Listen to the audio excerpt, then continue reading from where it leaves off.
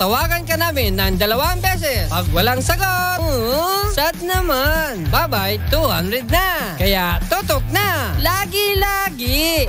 Palista na sa Hi Panggash. Hi Panggash. O Pangcash. O Pangcash. On Air Promo. On Air Promo. Wag mo sabihin radyo. Wag mo sabihin radyo. Sabihin mo. Sabihin mo. Energy. Energy. Cheers, miss! Dabaglita!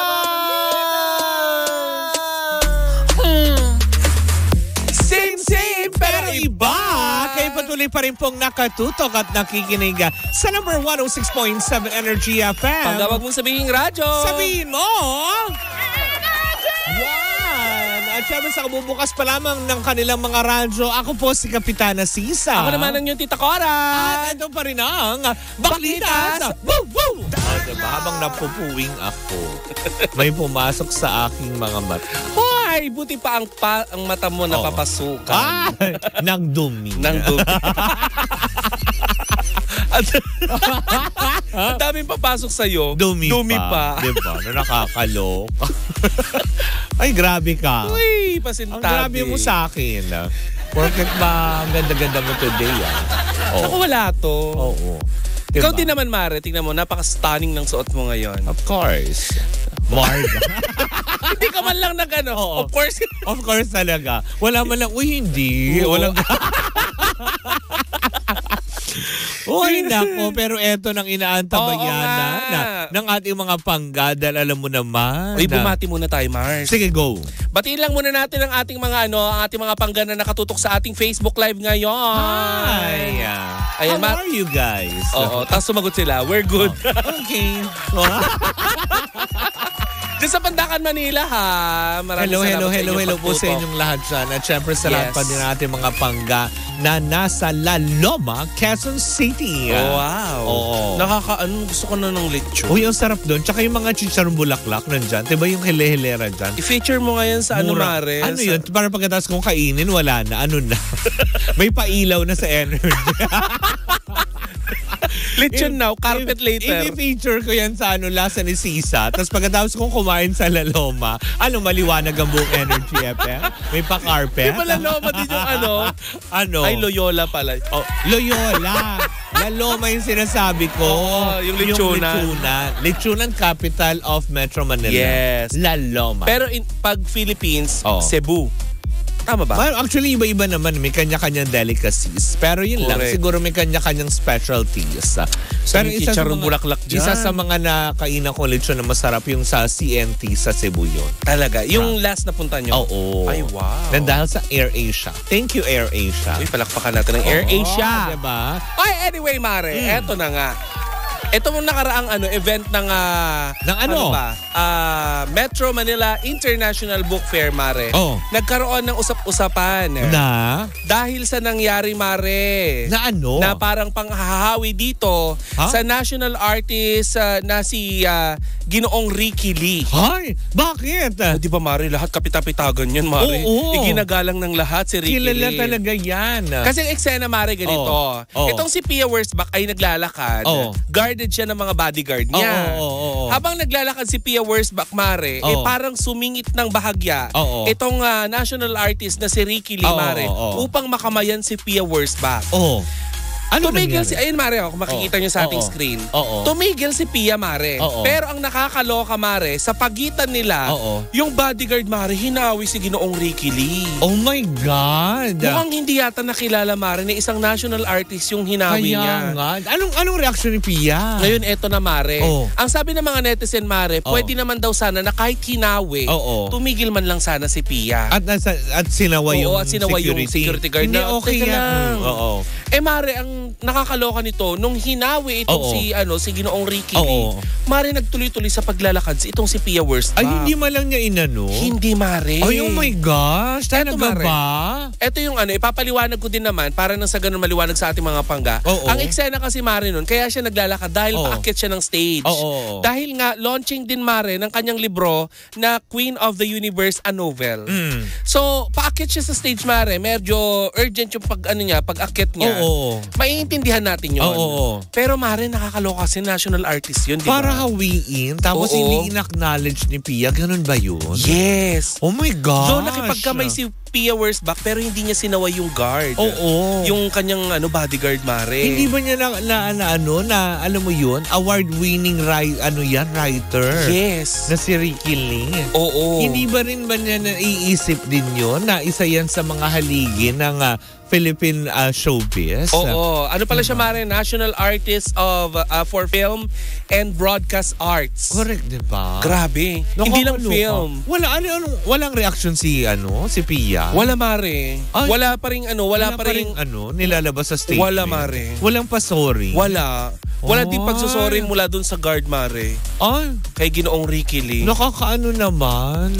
Pero Mare, alam mo kung nakakalungkot dito. Oo. Ang binabagsakan ng sisi ngayon at saka ng medyo pangtutusta. Kasalanan. Yes. Si Pia.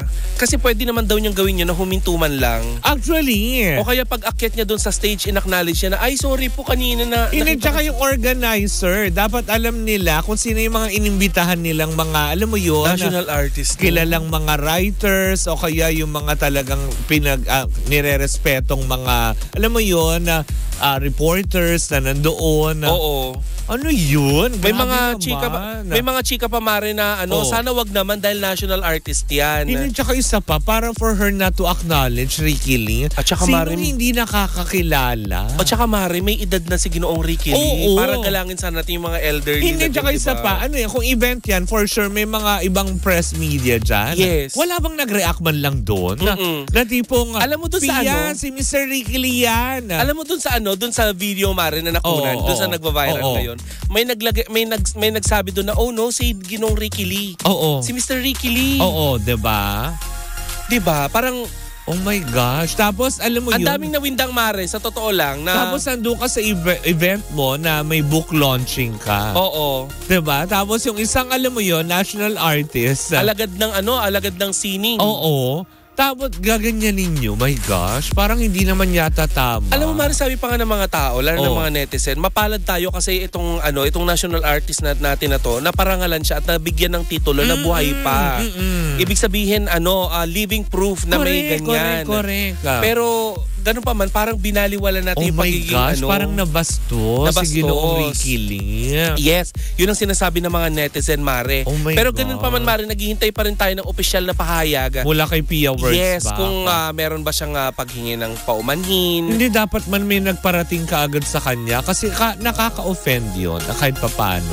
Oo. Diba? Tsaka, Mare, sana ito suggestion lang naman natin sa mga security agency na sana mabigyan ng pagkakataon yung mga security natin, 'di ba, ng mga dinideploy natin kung saan na makilala yung mga alam mo namang na pwedeng pagbigyan maski papaano. 'Di ba kasi ikaw, Mare, kung ikaw si Pia Wurzbach, titigil ka ba para kamayan si Ginoong Ricky Lee? Ay, oo naman. Diba? Oo. Siyempre, Ricky Lee yan eh. Oo. Kumaga parang ako, bilang mass-comm graduate ako, napag-aralan namin yan at kasama sa kasaysayan ng telebisyon at ng pelikula ang pangalan ni Ricky Lee. Maraming naawa, may mga libro din siyang naisulat na nagagamit ng bawat estudyante, most especially mass-comm students. Diba? Na bahagi siya ng kasaysayan. Pero para bastusin ng ganun. To the point, Mare, na siya pa yung nag-approach. Sumingit yung mama. Diba? Para na sana man lang si binigyan ng VIP na tipong, please let him in. Oo. Dapat may ganun. Diba? Na nakakaloka. Nakakaloka, Mare. Well, pero between naman, diba? Kumbaga parang yun nga din ang sabi ko nga. Maaring sa sobrang dami ng tao, possible na hindi na napansin din ni Pia kasi dire-diretso mga security. But the organizer, dapat siya yung nag-call ng attention nila na may VIPs tayo. Oo. Tsaka yung for sure may host yan, Mare. Yes. Diba? Wala, yung host, Mare, pag-akyat ni Pia, ang ginawa, nagpapakanta ng Me Miss You. Janice Boom Boom. Ay, saan galing yun? Ewan ko, Mare. Diba? Yung host. hindi rin ba na-orient yung host na may mga VIP guest tayo na ganito dapat i-acknowledge. So talagang kumanta ng Mini Miss You. Nakakaloka. Pero yun nga, Mare, ang sabi ng mga netizen, sana man lang nung nakaakyat sa stage si Pia, in-acknowledge na, ay, kinamayan ako ni Ginoong Ricky Lee. Oo, diba? Diba? Na nakakalungkot man isipin. Kasi Mare talagang hinawi. Oh? Hinawi. Sobrang nakakabastos yun. Kasi kung ako man, kunwari naimbitahan tayo doon, siguro ako yung tatawag ng pansin. Ikaw yung magka-courtesy sa kanya. No? Ako yung magka-courtesy at the same time. Siguro i-call ko lang din, Miss Pia, this is Mr. Ricky Lee. Diba? Na parang wala man lang na gano'n. Nakakalungkot. Bakit? Ewan ko, Mare, pero dito sa Pilipinas, baka sabi nga... tingin lang nila doon, may isang matandang pumunta doon na kumamay kay Pia Wurtzbach. Hello? Diba? Mare, alam mo ngayon, nauungkat tuloy, Mare, na ang iba nating mga kababayan ay gano'n na lamang kung baliwalain yung ating mga buhay na national artist. Correct, hindi ba? Tsaka isa pa, yung magpugay man lang. Na parang, pare-pares kayo mga titulo. Pero compare naman sa titulo naman ni Pia Wurtzbach, kumpara kay Ricky Lee, mas, alam mo yun, national artist to be. Correct. Diba?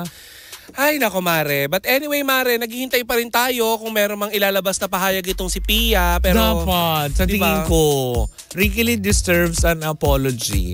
Diba? Na, yun lang, nakakalungkot kasi mentor ng lahat yan eh. Diba? Lalo pat yung mga nag-script writers. Yes. Diba? Lahat yan. Mentor yan si Ricky Lee. Pero para mabastos siya sa isang okasyon na related naman din sa kanya dahil pagsusulat yun eh. Diba? It's a book launch. Tapos biglang mabastusin. Parang ako yung medyo na-off. At saka, dapat pati yung guard. Dapat diba? Humingi ng ng kasi syempre tayo, Mare, nag-host tayo ng event, 'di ba? Makikilala mo kung sino yung mga VIP. Yes. Pwede mong itigil yung kung ano man ang pina-adlib mo regarding sa pagdating ni Pia Wurtzbach. I-acknowledge mo yung national artist. Correct. 'Di ba? Para sa book fair na yun. International book fair. 'Di ba? My gosh. Internationally well-known din si Ricky Lee. Correct. To be specific Nako. Kilalang tao to. Nakakalungkot. Nakakasad. Diba? Sana man lang din, alam mo yon, kung makakarating man kayo sa grupo ni Pia Wurtzbach, tong balita na ito, kung may magparating. Siguro, diba, dapat lang na, alam mo yon, na makahingi siya ng maski papano ay paumanhin. Okay, explanation on what happened. Kasi yun ang titignan ng tao eh. Yes. Na bakit? Diba? Nakakasad. Ay, nako, Mare. Nasad ako. Diba? Parang feeling ko ako yung nabastusan. Sana kung pwede na nating baliktarin yung pagkakataon, no, para masabihan natin. Diba? Na wag niyong baliwalain yung ating mga national artists. Correct, diba? Dahil nakakaawa naman talaga. Pinaghirapan din naman nila kung nasaan silang lugar. Correct. Diba?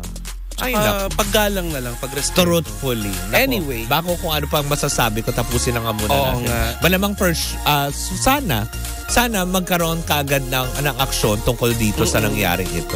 We feel bad about Mr. Ricky Lee. Yes. Lalo our national artist. Nasa broadcast tayo. Oo. Broadcast media.